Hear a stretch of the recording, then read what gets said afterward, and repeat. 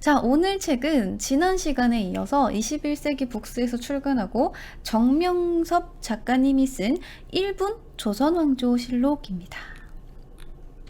지난 시간에는 1권에 나오는 양녕대군의 이야기를 했어요.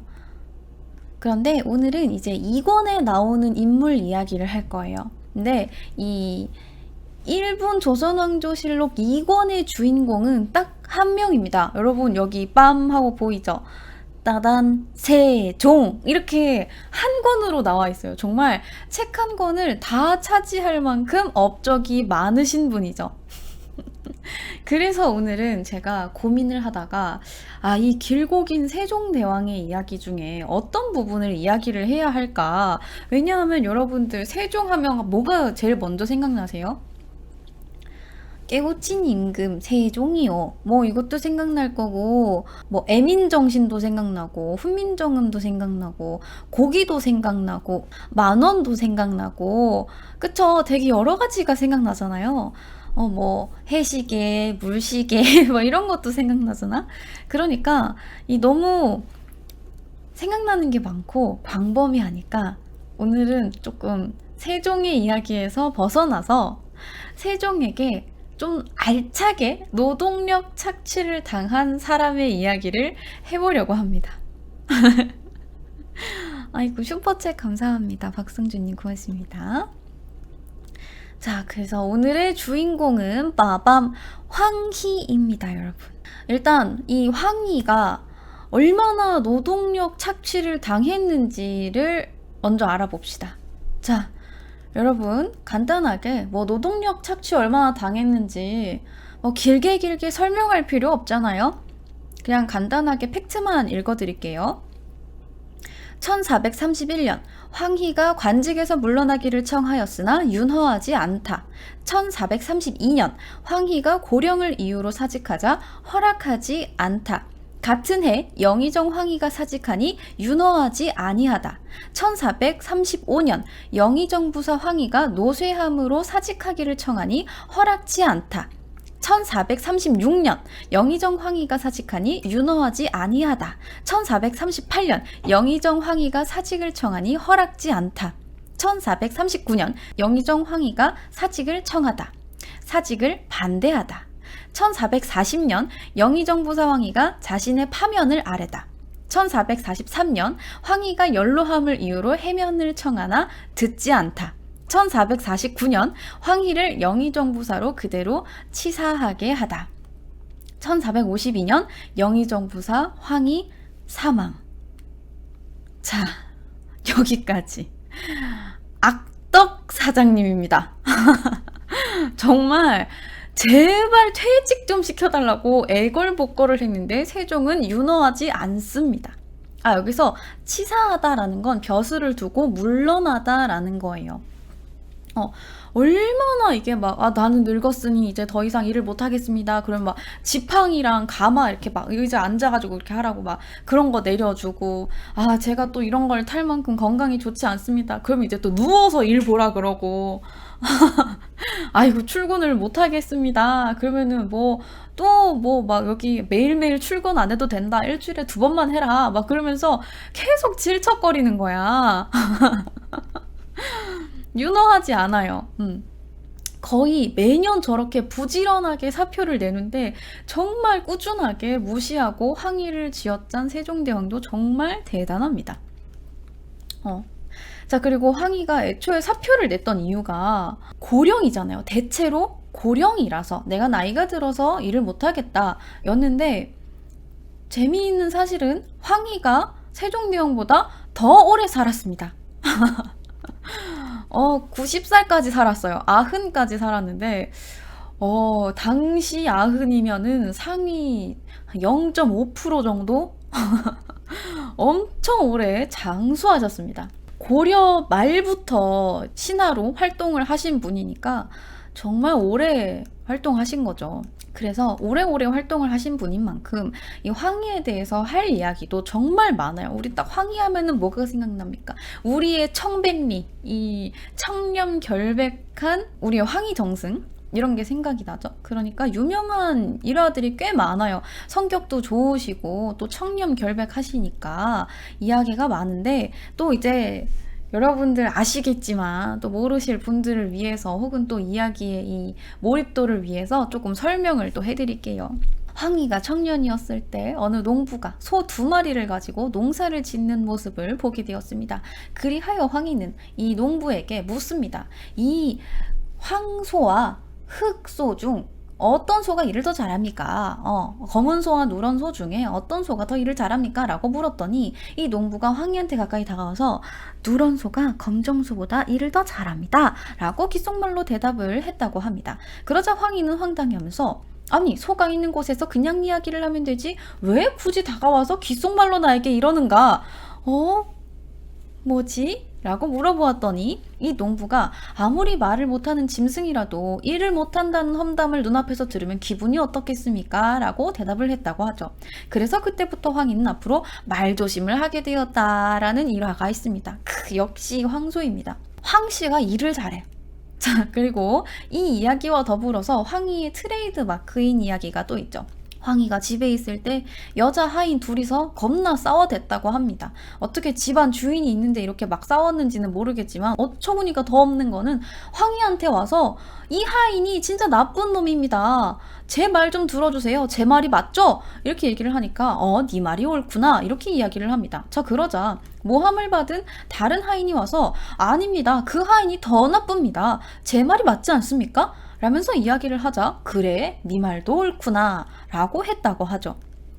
자, 그러자 이를 뒤에서 지켜보고 있던 황희정승의 조카가 아니 시비를 가려줘야지 둘 다 그렇게 옳다고 하면 말이 됩니까? 어떻게 그러십니까? 라고 이야기하자 황희는 그 조카에게도 네 말도 맞구나 라고 이야기했다고 합니다.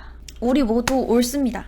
자, 어쨌든 이러한 일화들이 있지 않습니까? 이거는 사실 우유부단하다라기보다는 이건 정답이 없는 문제잖아요. 각각의 사람의 이야기를 다 듣고 거기에 공감할 줄 안다고 생각하는 게 좀 더 맞다고 생각해요, 저는. 여러분들은 우유부단하다고 생각할 수 있죠. 자, 어쨌든 뭐 이러한 일화도 있고 정말 청렴하기로는 뭐 다 쓰러져가는 그런 초가집에 살면서 그 초가집에 가고 비가 막 오니까 막 물이 뚝뚝뚝뚝 집 안에 떨어지잖아요. 그러니까 집 안에서 우산을 쓰고 있는 거야. 우산을 쓰고 막 여기저기 막 물이 뚝뚝뚝 떨어지니까 거기 밑에다가 대야를 막 받쳐놓고 그러고 있으니까 이 와이프가 아유 우리 참 이렇게 삽니다. 황희정승 이런 거죠. 그러니까 황희정승이 또 이렇게 이야기합니다. 우리는 이렇게 집이 있고 집 안에서 우산을 쓸 수 있지만 백성들 중에는 집이 없고 우산이 없는 사람도 있다. 이렇게 했다는 이야기.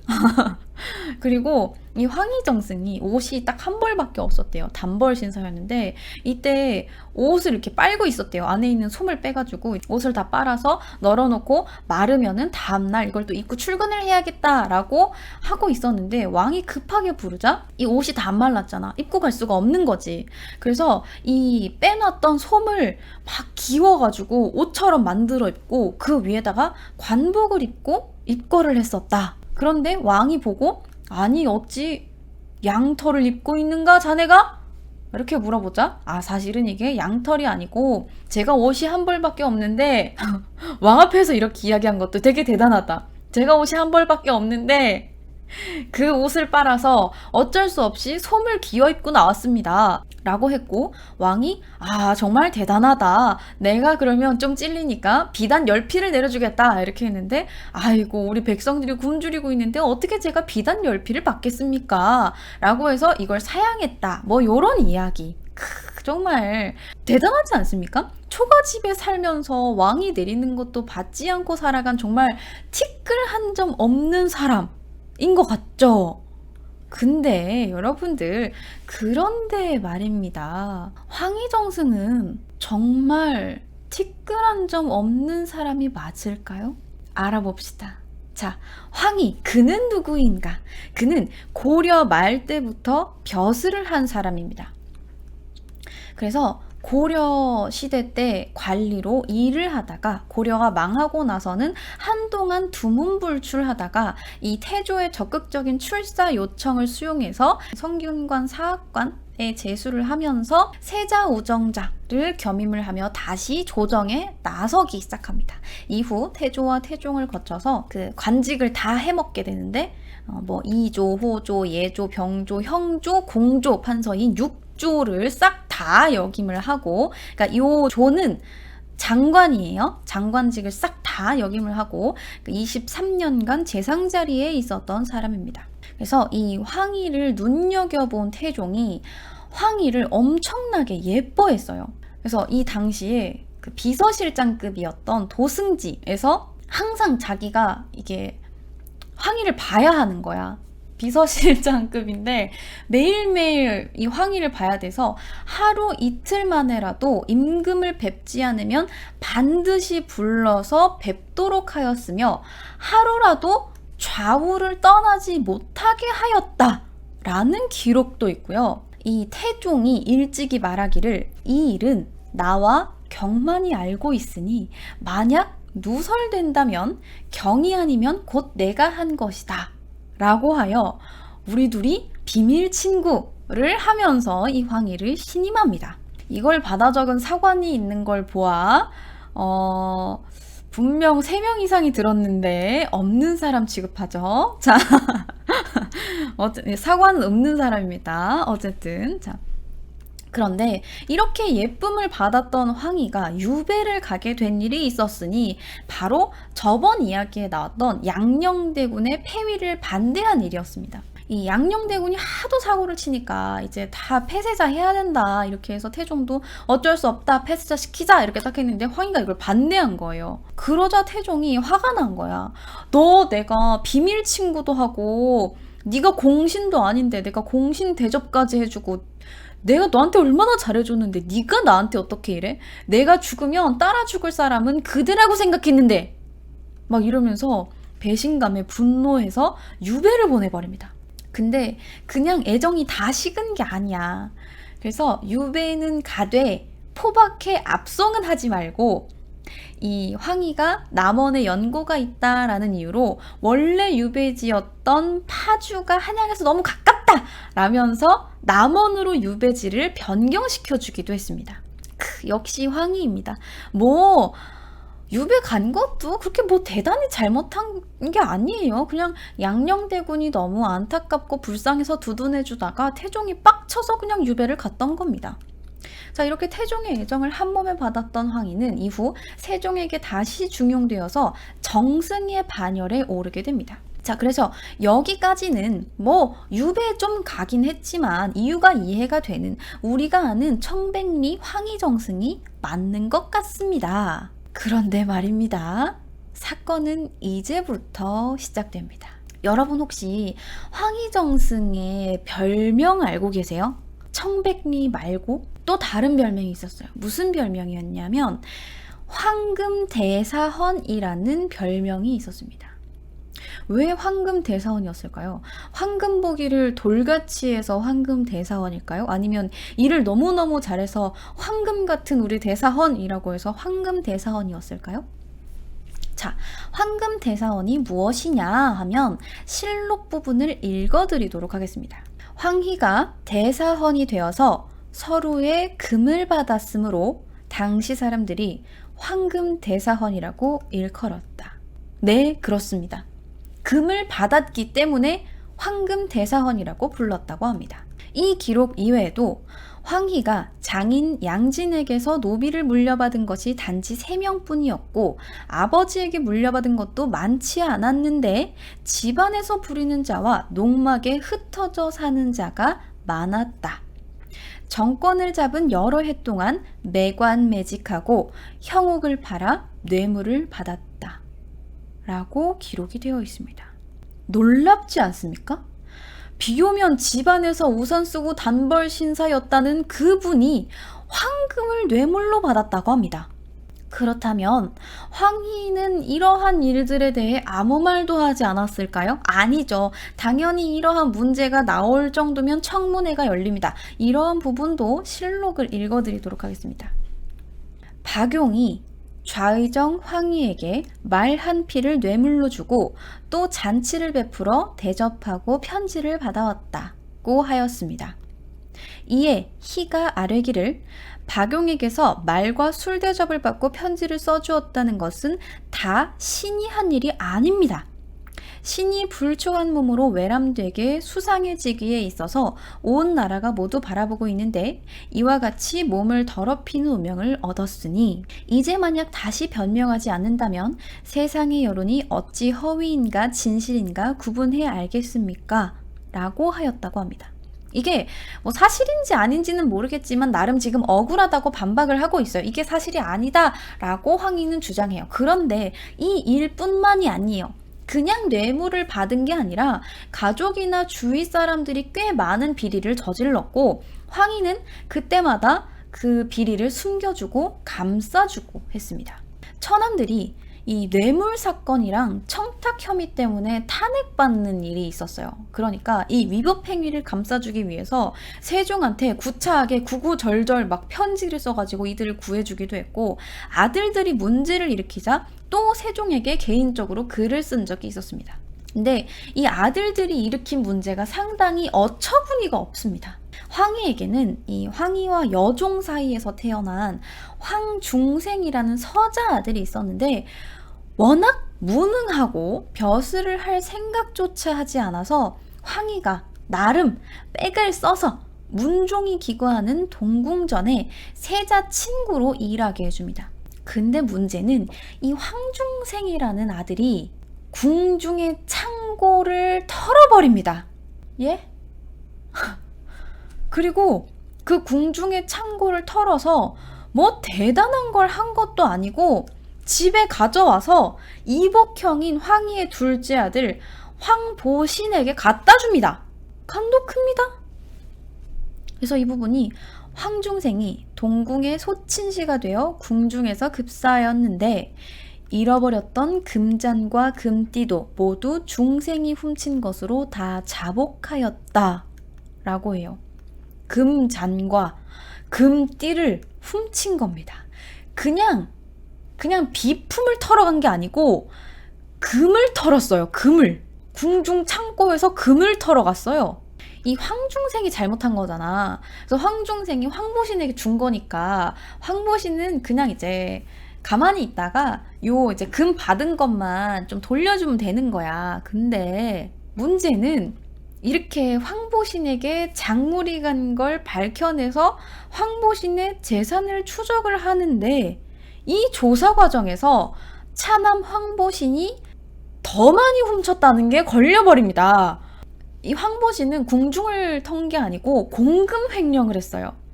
근데 이렇게 공금을 횡령해서 한다는 일이 뭐였냐면 선물 사줬어요. 황보신 첩에 선물을 사줍니다. 참 다들 소박합니다. 어쩌면 이렇게 소박합니까? 막내 아들은 뭐 궁중 금 털어다가 둘째 아들 주고 둘째 아들 파보니까 공금 횡령해가지고 첩 선물 사주고 그러고 있습니다. 그래서 결국 황보신의 삭탈관직 직첩이 떨어지고 재산이 압류됩니다. 압수 처분이 되면서 이게 나름 수습이 되나 했어요. 근데 문제가 또 터집니다. 이번엔 또 첫째가 병크를 터뜨려요.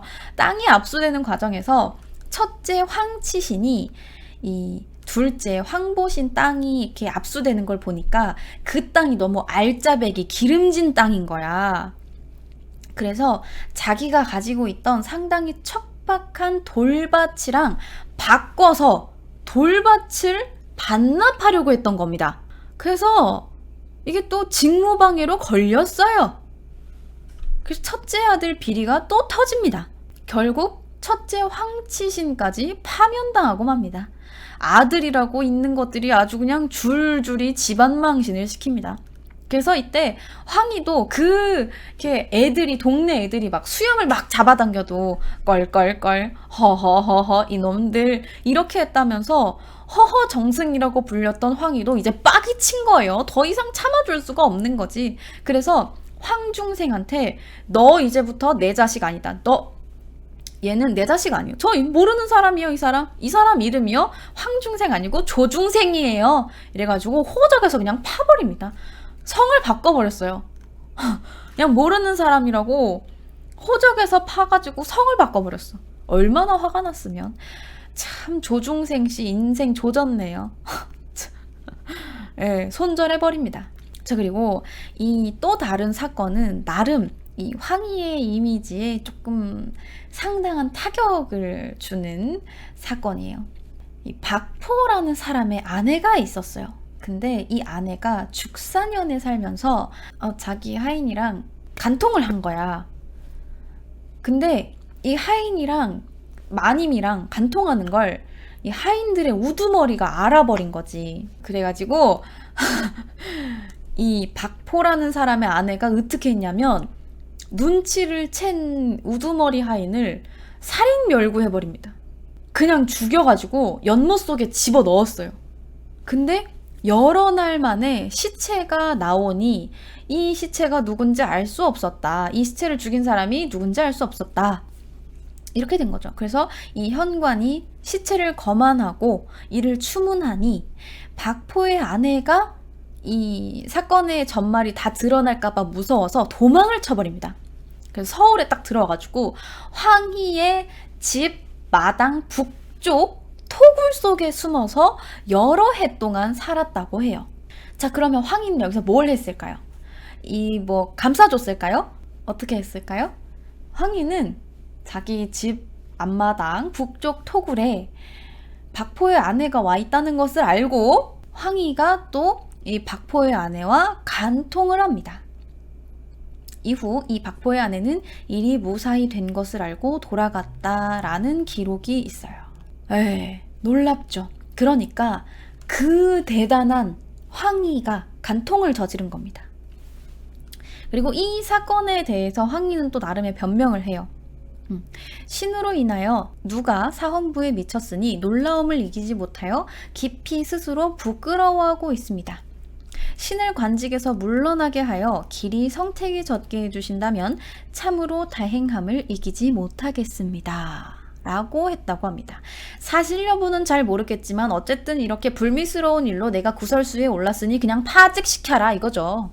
자, 근데 지금 나온 것까지만 해도 서로의 금을 받았다 해서 황금 대사원 사건도 있고 박용이라는 사람한테 뇌물 받고 잔치까지 다 대접받고 편지 써줬다라는 것도 있고 죄짓고 도망친 여자랑 간통 저지르고 아들들은 줄줄이 횡령했다가 파직당하고 처남들도 뇌물 받고 횡령했다가 이거 감싸준다고 세종한테 부탁하고 아주 그냥 이게 다 세종실록에 기록이 되어 있는 거예요. 그러니까 황희정승 진짜 이미지 세탁 제대로 했다 싶죠. 자, 그런데 말입니다, 여러분. 이게 실록에 적혀 있다고 해서 전부 다 사실일까요? 우리는 모든 걸 의심해 봐야 합니다. 범인은 이 안에 있어. 저번에 제가 양녕대군 이야기에서 사관에 대해서 설명을 한 적이 있어요. 자, 사관 이야기를 잠깐 하겠습니다. 일단 사관은 정무를 보는 왕과 대신 옆에서 말과 행동을 다 받아 적은 다음에 이 사초라는 걸 만들게 돼요. 그래서 이 사초를 최종적으로 엮어서 실록을 만드는 겁니다. 근데 이 실록이 편찬이 될 때 참고한 사초에서 황희의 비리를 폭로한 사관의 자질이 매우 의심되는 대목이 있습니다.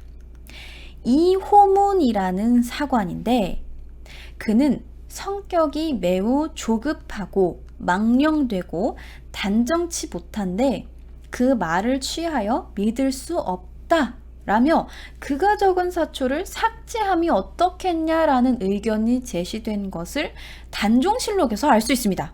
아니 근데 아무리 그래도 사람 성격 갖고 막 그렇게 의심하고 그러면 안 되는 거죠. 그래도 사관이 있고 사초인데 싶지만 무언가 미심쩍은 구석이 있습니다. 원래 사초라는 게 당시 일이 있었을 때 속기를 내서 다 받아 적어 놓고 한창 묵혀놨다가 그 사초를 쓸 때에 왕이 사망하고 나서야 실록청이라는 임시기구를 설치를 하고 신하들이 모여서 뭐 승정원 일기, 개인 기록, 기초 자료, 사초 이런 걸 다 모아놓고 그 이후에 실록을 편찬을 하는 거예요. 그래서 인조도 죽고, 그러니까 인조 때 인조가 죽고 나서 5개월이 지나서야 실록청이 열리고 1년이 지나서야 사초를 모으기 시작했어요. 그러니까 실록이 만들어질 때쯤 대부분의 사초는 이미 한참 오래되어서 노랗게 변색되고 먼지가 앉아있는 게 정상입니다. 자, 그런데 이상하게 이 이호문이라는 적은 황희의 비리가 적힌 종이만 하였다는 거죠. 그래서 단종실록에 이호문의 사초를 살펴보건대 오랫동안 때가 타서 종이빛이 다 누런데 오직 이 한 장만이 깨끗하고 희어서 같지 아니하니 사사로운 감정으로 뒤에 덧쓴 것이 분명합니다. 삭제한들 무엇이 훼손되겠습니까? 라고 적혀 있습니다. 자, 그리고 세종의 실록청이 열렸을 때 정인지, 김정서 등이 모여가지고 사료를 이제 실록을 편찬을 했는데 당시 사람들이 황금대사원이라고 일컬었다 라고 하였으나 지금 여기에 앉아있는 8에서 9인은 어찌 한 사람도 들은 적이 없는가 라는 기록이 있어요. 그러니까 분명히 사초란 기록에 황희가 비리를 저질렀고 당시 사람들이 황금대사원이라고 불렀다라는 기록이 존재는 하는데 아무도 황금대사원이라는 이야기를 들어본 적이 없대요. 때문에 당연히 사관은 사사로운 감정으로 사초를 쓰면 안 되지만 이호문의 경우에는 인성 논란이 있었기 때문에 사초를 또 완전히 무시하고 맘대로 삭제할 수도 없고 그렇다고 같이 일했던 사람들은 아예 들은 적이 없는 사실이다 보니까 이러이러한 논란이 있었다. 하지만 들은 사람이 없다. 라고 정말 있는 그대로 실록에 다 기록을 해뒀어요. 자, 그리고 이 뇌물을 받았다라는 부분도 상당히 애매한 게 당시에는 패백이 아무렇지 않은 일이었어요. 그러니까 패백이라고 하면 우리는 이제 보통 결혼식장 가가지고 웨딩드레스 입고 턱시도 입고 버진로드 딴딴따단 하고 나서 옆에 또 한복 쫙 갈아입고 비단에다가 이제 그 장인어른 장모님 이렇게 해가지고 막 대추 밤 애들 많이 나와라 이래가지고 밤 이렇게 해가지고 막 비단에다가 막 받고 이렇게 하는 걸 보통 패백이라고 하잖아요.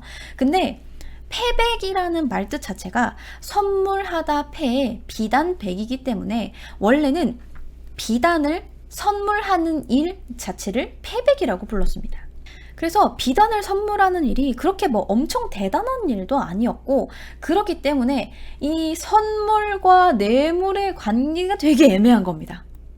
그러니까 우리도 친구 집에 놀러 가거나 부모님 뵙거나 할 때 과일 바구니를 들고 가든가 못해도 음료수 하나쯤은 사들고 가지 않습니까? 왜? 빈손으로 가는 거는 또 예의가 아니니까. 황희 때도 그랬을 수 있다는 거죠. 자, 그래서 황희의 황금대사원 이야기들은 논란이 있습니다.